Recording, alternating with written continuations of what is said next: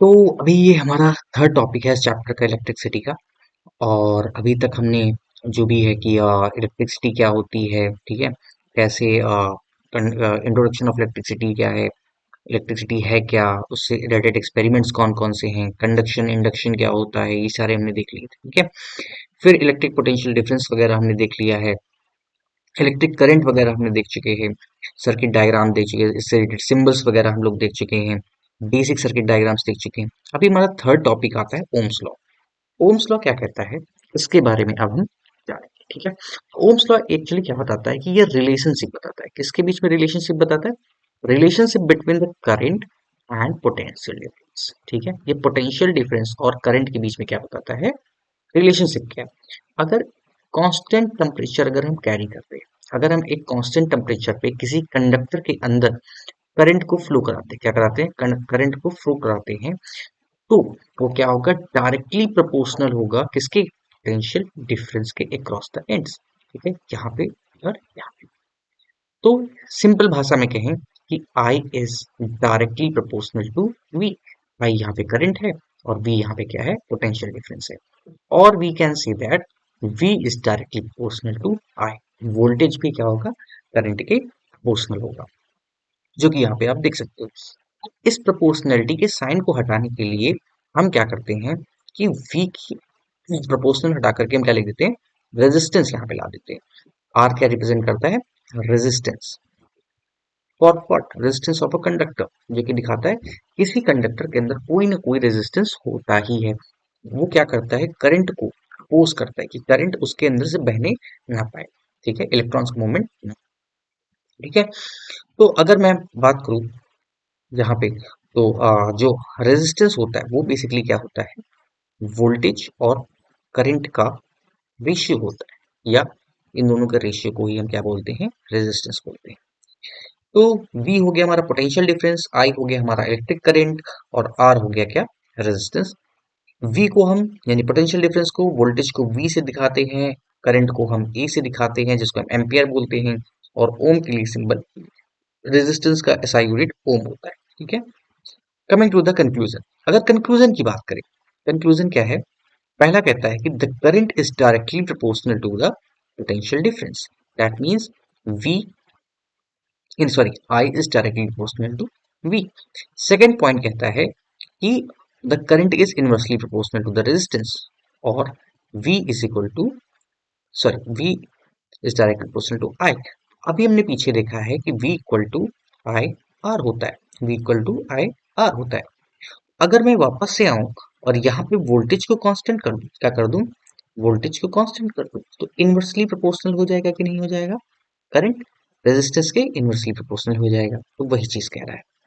सो इसका मतलब क्या होता है, इसका मतलब होता है कि अगर हम पोटेंशियल डिफरेंस जो इंड्स पे है कंडक्टर के किसी के, अगर हम दो करेंगे, अगर 2V करेंगे, करंट भी क्या हो जाएगा, 2 टाइम्स हो जाएगा, ठीक है, 2 टाइम्स हो जाएगा। लेकिन अगर आप वोल्टेज को आधा कर दोगे, तो करंट भी क्या हो जाएगा, हाफ हो जाएगा, दैट इज डिफाइन। दूसरी तरफ कहें कि the current is inversely proportional to the resistance, वही ऊपर वाली पॉइंट आ गया, ठीक है। मतलब अगर आप रेजिस्टेंस को डबल करते हो, इसको, रेजिस्टेंस को डबल करते हो, करंट कैसा हो जाएगा, करंट इनवर्सली प्रोपोर्शनल है, करंट क्या हो जाएगा, हाफ हो जाएगा। कितना हो जाएगा, हाफ हो जाएगा, ठीक है।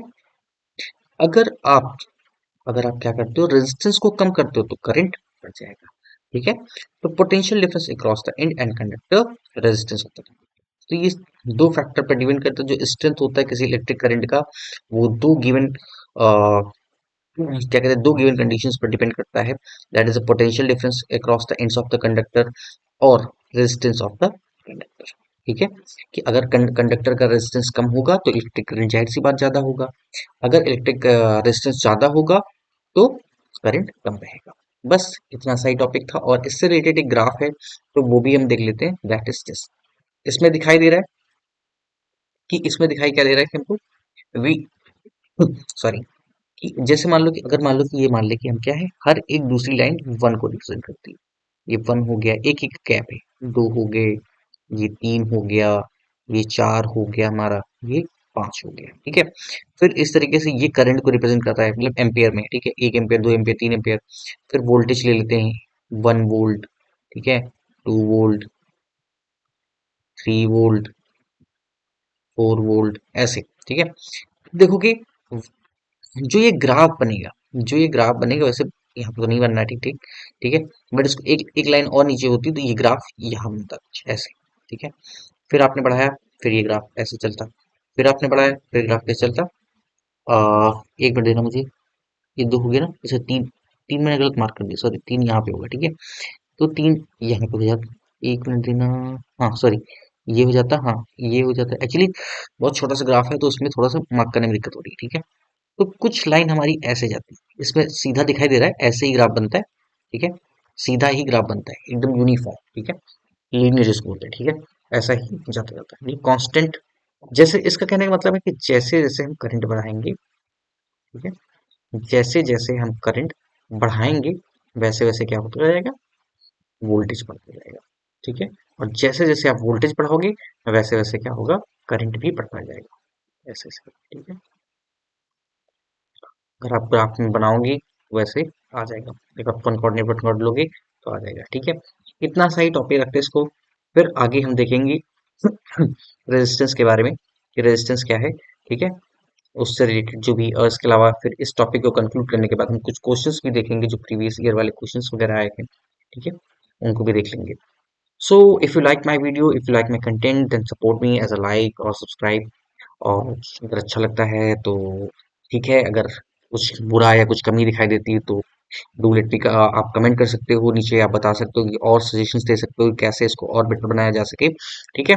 और कैसे मैं एग्जांपल्स वगैरह इसमें डाल सकता हूँ, और कैसे अच्छे से मैं आपको समझा सकता हूँ, आप अपनी राय प्लीज नीचे सजेस्ट करिए, ठीक है। तब तक के लिए थैंक यू, बाय बाय। और हो सकता है मैं रेजिस्टेंस वाला मोस्ट प्रोबेबली कल अपलोड कर दूंगा, ठीक है। Okay, thank you, tata, bye.